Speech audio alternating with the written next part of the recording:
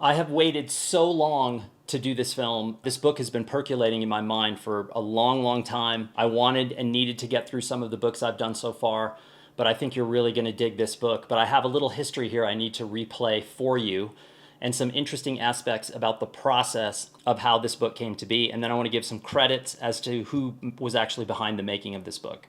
So let's go back in time. There's an event every year called Society of Photographic Education, or SPE for short. I went to photography school, but I spent the bulk of my career and what I would say is the commercial side of photography. Photojournalism, editorial, advertising, commercial, etc. I didn't know anything about the academic side. SPE is really more so the academic side of photography. So the first time I attended the event, I was immediately impressed by the quality of work, the knowledge of history, the publishing being done, the public installations being done. I was hooked immediately. So I used to go every year pre-COVID when we could go in person.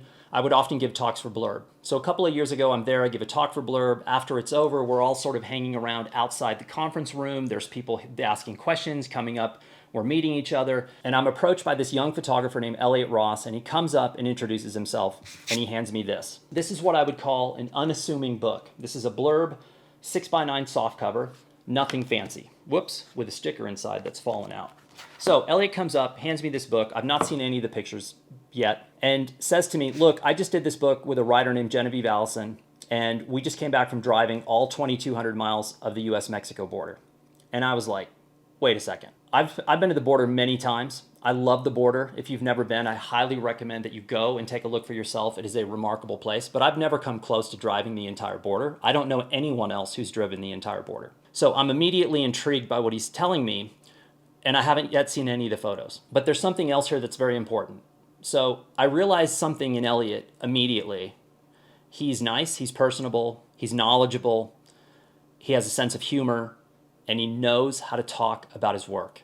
He's not bragging. He's just basically giving me the data I need to understand what this is. And for a brief second, and I know this is going to sound melodramatic, and Elliot, as far as I know, I've not checked today, but as far as I know, he's not paying me for this. But I thought to myself, this person gives me hope for the future of photography. Gives me hope for editorial, for long-term projects, for publishing, and for having this amazingly diverse sort of multi-pronged attack of being a photographer. And at this point, I didn't know anything about him. I didn't know about his past. I didn't know about his assisting life. I didn't know about his journal keeping. I didn't know anything about Genevieve Allison. I didn't really know much about the project. And then I opened this book, this little book, and I'm like, wow, this work is good. There's a consistency. The design on the inside of this, and I'm going to do a top-down in a minute, I'll show you. The design is very good. It's very impressive. And Elliot says to me, I did this book and I printed a stack of them because I want to use this book as a dummy or a maquette to find a traditional publisher to do an offset custom version of the book. Oh, speaking of that, like this. So, American Backyard, the project goes from this to this. And I'm also going to give you a top-down view of why I think this book is so good. And I think you can still get copies of this book too. So I'm hoping it's not totally sold out, because I think a lot of you are going to like this. But let me give some credits here where they're due before I do the top down. Okay, this was a book published by Gnomic Book, Gnomic. It was printed in an edition of 1,000, and that's a pretty good number. I think a lot of times people are confused by the quantity in which photo books are produced, and I think now I see really successful, well-done books done anywhere from the 200 copy to the 3,000 copy. I think that's a pretty good sort of middle ground. Images are copyright Elliot Ross. Text is copyright Genevieve Allison. The cartography, which you're going to see, is awesome, by Thomas Paturet, P-A-T-U-R-E-T. This was printed in Holland, which is exciting for me because Holland has a good printing tradition, but I don't see it as much as some other countries. And so it's pretty cool to me to see Holland, and it was done by NPN Druckers out of Holland. I don't know about them, but they've done a beautiful job on this book. And the lithography is by Marc, G-I-J-Z-E-N, Gidgen. No idea how to pronounce that, I'm sorry. You can find Elliot at elliottstudio.com, and you can find Gnomic Book at gnomicbook.com. And again, that's G-N-O-M-I-C. I'll link these below in case you want to get yourself a copy. This is a super cool project. And let's do a top-down now, and I'm going to show you why I think, I'll do a little brief one on the blurb aspect, and then I'll show you a lot in depth about why I think this book is so good, and I think why a lot of you would like it. All right, people, let's move on to the top-down view. Guess what? I get to do this for a second time because I screwed up the sound a minute ago. Hey, that tells you about my filmmaking abilities, but hopefully I can get through it this time. So, this is the blurb tradebook version of American Backyard. This is what Elliot handed me. This is a very unassuming little publication, but it works perfectly for what he intended it for, or what they intended it for. Let's have a look. Now, I would normally not read you the signing that someone, or the dedication that someone wrote to me, but I want to read this one, even though it's personal. I want to read it because it represents who Elliot is, and I think that's very important. It says, "To Dan, and our shared fascination with gradients and lands in transition." That's not your normal, that's not even a dedication, that's too much. That's just like him saying, "Hey bud, thanks for taking a look." But that's a really good thing. I think it represents his sort of ideology about the world, and that's a very good thing. So let's take a look. I want you to notice a couple of things. 2-column text, keep that in mind. Remember that for when we get to the offset book. I would classify this particular book as a portfolio, a digest about what this project is, but he's not giving away too much. There's lots of landscapes. You get an idea of the topography and the geography you're talking about. This looks like, I know where this is. I can't remember the exact name of it. This is where the border wall goes into the Pacific Ocean. This is a fascinating place near Borderland State Park. Beautifully done. It looks like Santa Elena Canyon. These are really beautiful landscapes, and you know me, I'm not really a landscape person, but there's also a lot of the people involved in the border. That tells you the diversity of the photographer. For me personally, the real the real bar of when someone becomes a good documentary photographer, for the most part, is when people begin to be involved in the photographs. It's one thing to shoot landscapes. It's a whole different thing to navigate fellow humans, and I think the combination proves that the photographer knows what they're doing. So again, 2 columns, very simple, gives you a taste, very unassuming. You'll notice too, you'll have images of Elliot's that look like this that are what I would say higher saturation, higher contrast imagery, but a lot of what he does is what I would call muted, right? His work is the saturation is not overly high, it's not overly contrasty. Some of the work is muted, and I love it. And I think this is an uncoated stock, and when we move over to the offset book, it transfers over, and I think it looks even better in that book. So again, very simple, very affordable, very strategic use, well done, Elliot and Genevieve. Now let's move on to the prize, the American Backyard traditionally published offset book. This is the holy grail. This is what people are after. A few things I want to point out. This is a custom book, but it's not overdone. And I want to state that very clearly. A lot of times people come to me and they say, "I want to do a custom offset book," and then they ask for like 10 different customizations. The costs go through the roof. Most people, you don't need it. If your work is good, don't overly design it and don't overly customize it. So they've done some debossing here. Beautifully done, American Backyard. This element, the author titles, you've got their names on the spine, the name of the book, and you've also got the Nomic books here on the bottom. So very, very well done, but not overdone, if you know what I mean. So hopefully the focus will eventually come back. Come on, Fuji. I paid for it. There we go. All right, let's jump in. Gray end sheets, nothing over the top, but look at what we have here, 2-column type treatment. Love it, clean, easy to read. She is a very good writer. You're going to get enough copy in this book to not only understand the story, but you're also going to get enough to understand Genevieve as an author, and that's very important. I think good photographers, good authors, good teams make themselves relatable to the people who are going to consume this content.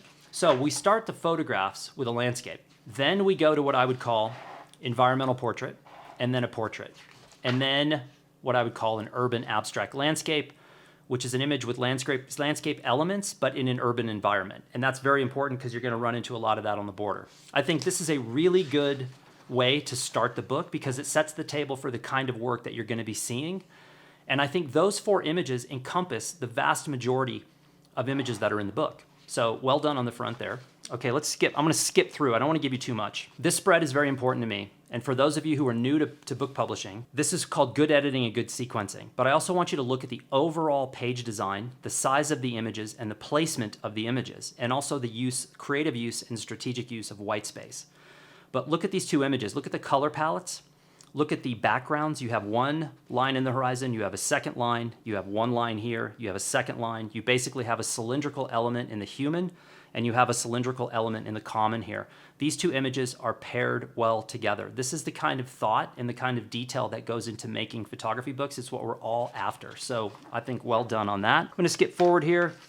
This is a BP agent, hard to see. He's very camouflaged in this dense piece of foliage here. BP, being a Border Patrol agent is a dangerous job, right? I don't think anybody really argues that. It can get dicey, it's tension filled. You don't just roll up on a BP agent in the foliage and go, hey dude, can I come and take some photos? There's access involved. To get access, you have to be a professional for the most part. You have to have proven yourself. This is not easy. This takes time. A lot of folks don't necessarily want you there taking photographs, etc. So I see a picture like this and it sort of heightens the skill level involved in my mind. All right, moving on to the cartography, the maps. I am a complete sucker. This just makes me want to get in my van and drive this entire route, which I'm never going to do. This one I love in particular because this is Laredo and Nuevo Laredo. First time I ever crossed the border was with my brother in Nuevo Laredo. We acted like total idiots. It was my first exposure to the border, and I knew I was in a place that I loved and would continue to go back the rest of my life. So I think the use of maps here is really good. This to me is what I was talking about earlier when I said that some of Elliot's work is more muted, soft, and I think it lends itself to the kind of paper he used. This is an uncoated stock. It's not a paper that's going to give you this massive amount of saturation and contrast, but it works, and it's consistent, if you remember, with the look and feel of the blurb, of the maquette that he did with Blurb, or the dummy. That to me is very cool. He had a vision, or they had a vision for what this was for all along, and it looks really, really good. All right, let me skip ahead here to another page. I think this is Santa Elena Canyon. Again, beautiful. I'm not a landscape guy at all. I don't look at landscape photography. I don't buy it. I don't buy books of it. But this makes me want to go and makes me want to learn more. Don't know why. Can't explain it. Now, this I threw in because it's just Elliot showing off. I'm just kidding, but he is kind of showing off. Because think about this. Middle of nowhere, an old railroad trestle, and you have a guy literally in midair jumping from the trestle to the ground. Now, I don't know the background of this, but I've certainly never made any pictures like this on the border quite like this. And so I see it and I'm like, oh, and it makes me think. Did he know this guy? Was there collaboration? Was it luck? Was it total chance? I don't know. But the whole time I'm thinking these things and asking these questions, I'm looking at the spread, which is the key. That's what we want. We want undivided attention. All right, let me skip forward here. Again, I don't want to give you too much. What am I looking at here? I've got one more thing buried in here. I can see it. It's a little piece here in the end. Oh, I've been fortunate because I've been able to hang out with Elliot a couple of times since this book came out. We've looked at different bodies of work, and I can tell you for sure that Elliot has a very interesting style and composition. And that is not something that you can take from Elliot.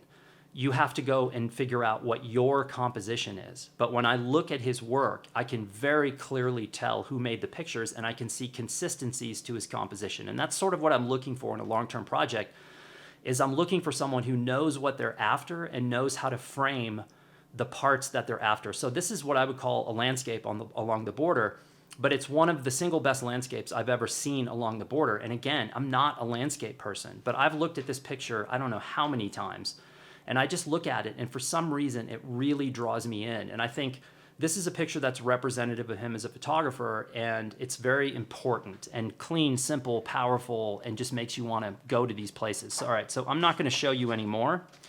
I just want to re-emphasize a book like this is a team of people.